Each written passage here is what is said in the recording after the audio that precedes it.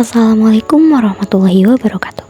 Perkenalkan, nama saya Nazilatul Al-Fatih dengan NIM 188 dari Prodi Pendidikan Guru Sekolah Dasar kelas 1E. Ingin mempresentasikan tentang tugas yang telah saya pilih untuk dibahas dengan judul penerapan metode diskusi kelompok dalam pembelajaran untuk meningkatkan keterampilan komunikasi. Oke, langsung saja. Ini adalah latar belakang mengapa saya memilih topik ini untuk dibahas. Yaitu, dalam dunia pendidikan, keterampilan komunikasi memiliki peran yang sangat penting dalam mendukung keberhasilan pembelajaran.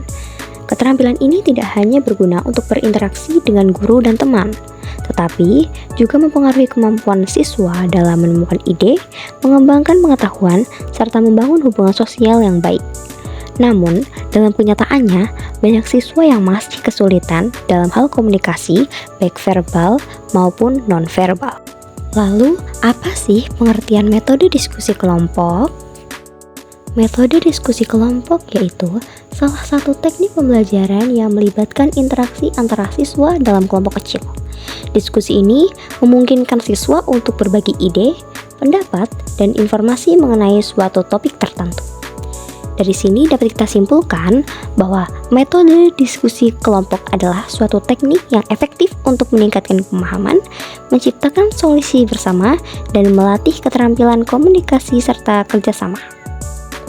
Diskusi kelompok mendorong keterlibatan aktif setiap individu dan memungkinkan pengembangan ide yang lebih komprehensif melalui interaksi. Selanjutnya ada manfaat metode diskusi kelompok dalam pembelajaran. Metode diskusi kelompok memiliki berbagai manfaat yang signifikan dalam pembelajaran, terutama dalam meningkatkan keterampilan komunikasi siswa. Lalu, apa aja sih manfaat-manfaat metode diskusi kelompok dalam pembelajaran? Ada beberapa manfaat dari metode diskusi kelompok. Yang pertama, yaitu meningkatkan kemampuan berbicara dan menyampaikan pendapat diskusi kelompok. Yang kedua, yaitu mengembangkan keterampilan mendengarkan aktif dalam diskusi kelompok. Yang ketiga, yaitu meningkatkan kemampuan kolaborasi diskusi kelompok. Selanjutnya yang keempat, yaitu mengasah kemampuan berpikir kritis dan berargumentasi dalam diskusi kelompok. Lalu yang kelima dan yang keenam, yaitu meningkatkan kemampuan negosiasi dan penyelesaian konflik diskusi kelompok. Yang ketujuh, meningkatkan rasa percaya diri secara bertahap. Yang kedelapan, meningkatkan penguasaan bahasa dan kosakata diskusi kelompok. Selanjutnya, penerapan metode diskusi kelompok untuk meningkatkan keterampilan komunikasi. Untuk penerapan metode diskusi kelompok yang efektif, beberapa hal perlu diperhatikan, yaitu yang pertama, pembagian kelompok yang tepat. Maksudnya yaitu, pembagian kelompok harus mempertimbangkan jumlah siswa dan topik yang akan didiskusikan. Kelompok yang terlalu besar dapat mengurangi kesempatan bagi siswa untuk berbicara. Sedangkan kelompok yang terlalu kecil mungkin tidak memberikan dinamika diskusi yang cukup. Poin yang kedua yang perlu diperhatikan yaitu pemilihan topik diskusi. Topik yang dipilih harus relevan dengan materi pembelajaran dan cukup menarik untuk merangsang partisipasi siswa.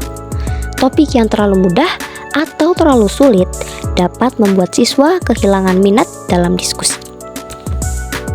Yang ketiga, ini penting, yaitu peran guru sebagai fasilitator. Guru berperan sebagai fasilitator yang mengarahkan jalannya diskusi. Guru juga perlu memastikan bahwa setiap siswa mendapatkan kesempatan untuk berbicara dan mendengarkan dengan baik, serta memberikan umpan balik konstruktif mengenai cara penyampaian pendapat dan argumen yang baik. Yang terakhir, evaluasi diskusi. Setelah diskusi selesai, guru dapat memberikan evaluasi terhadap keterampilan komunikasi yang diperlihatkan siswa. Misalnya, dalam hal menyampaikan pendapat dengan jelas, kemampuan mendengarkan, serta interaksi sosial yang terjadi dalam kelompok.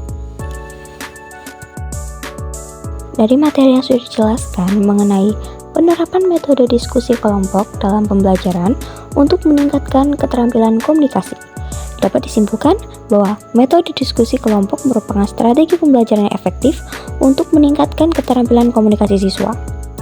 Melalui diskusi, siswa dapat berlatih berbicara, mendengarkan, serta berargumentasi dengan cara yang sistematis dan terstruktur. Dengan penerapan metode ini secara optimal, siswa akan terbantu dalam mengembangkan keterampilan komunikasi mereka, baik dalam konteks pembelajaran di kelas maupun dalam kehidupan sosial mereka sehari-hari. Sekian pemaparan materi dari saya. Demikian tugas ini dibuat untuk memenuhi tugas mata kuliah pengantar pendidikan dengan dosen pengampu Bapak Dr. Endes Dian Amori, Magister Pendidikan. Saya Nazila Tuwardah Al-Fatih dengan NIM 188 mengucapkan terima kasih. Wassalamualaikum warahmatullahi wabarakatuh.